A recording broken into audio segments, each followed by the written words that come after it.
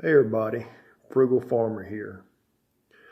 This is a new series that my friend Amy with What the Paranormal is doing on UFO sightings, encounters, and experiences. And this is 3 instances. One, not so much unexplainable, but the first 2 are. When I was about 7 or 8 years old, most of your houses didn't have air conditioning, so you're just as comfortable outside being a little cool, eaten up by mosquitoes, as you were being inside and sweating to death. So I played outside a lot till the darker hours, and I knew when I was called it was supper time and I needed to wash. And a lot of times on weekends, Friday night, I could do whatever I wanted on Friday night. I could stay up as late as I wanted, and unless I had to work on Saturday. Well, this one Saturday night, I was like somewhere between 7 and 9 years old. I was out near our barns where the equipment was and just playing, and I had a funny feeling. So I looked toward what would be the western sky at night, and there was something moving real slow, blazing across the sky. It didn't have a tail on it like a meteor would, but it was a ball that was moving.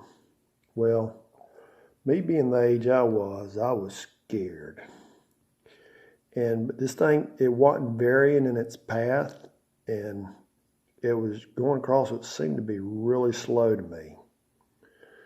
Well, I was so scared. I was sitting on a tractor just playing out there.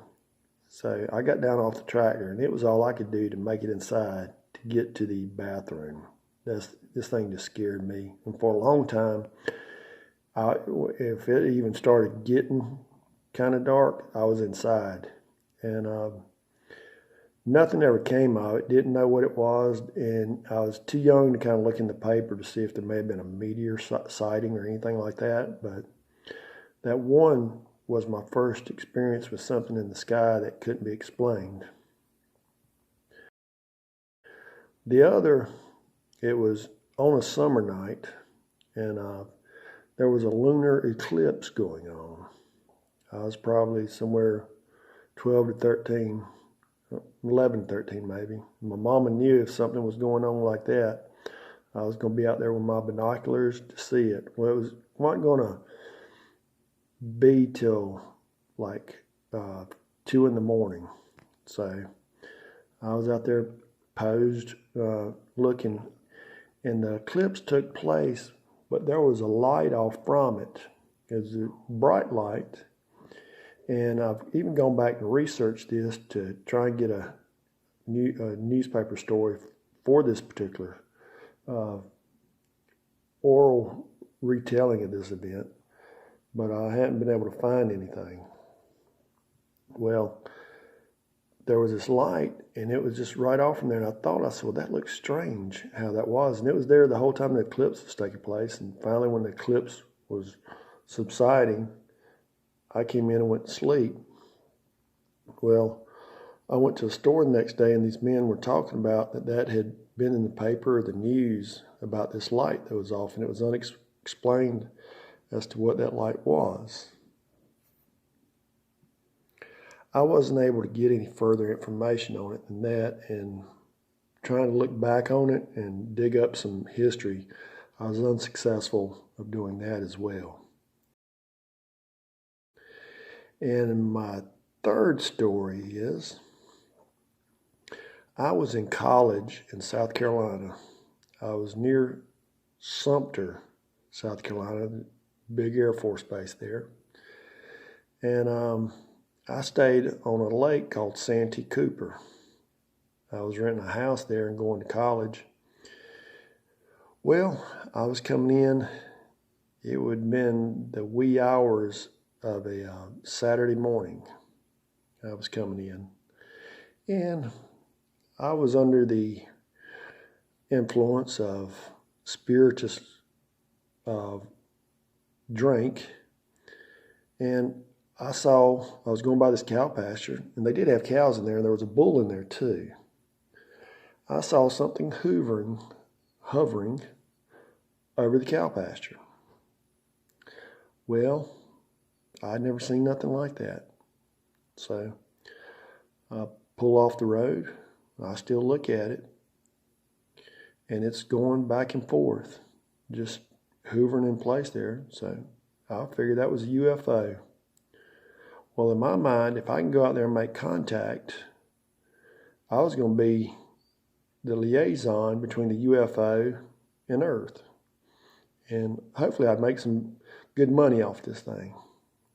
Well, I finally was able to get up over the cow fence. Luckily, there was no electric wire on it, or I'd probably still been in it being electrocuted. And I made my way over. I was walking toward it, waving my arms. Oh, me. Yep, that was me. Well, I got near it, and it was still way up in the air. I'm maybe 100 or so feet, and it was just going left to right and right to left. And I was going to wave them down with my arm so I could speak with them and get a contract signed, I guess. Who knows? Well, anyway, they'd probably carried me and dissected me. And I stood there and looked at it, and it finally just took off. Well, I knew I'd seen a UFO. And the next day, I stopped at the station I normally stopped at and knew the proprietor of the station. And I was telling him about what I saw. So he asked me the basic questions. Did it have red and green lights on it? I said, yeah. I said, they weren't that big, though. And he said, well, what you saw was a new form of aircraft they're testing that's supposed to be top secret, but everybody around there knew about it for whatever reason, except for me. It's a vertical takeoff airplane that are pretty common now, but that's what was being tested. That was in the early 80s. And I had grandiose dreams of being the representative for the UFO people. But I figured I'd be the liaison between the UFO colony and the planet Earth. And I'd somehow figure out a way to make money off that. But anyway, I was educated that next day as to what that particular object was in the wee hours of the morning. Be well and safe, my friends.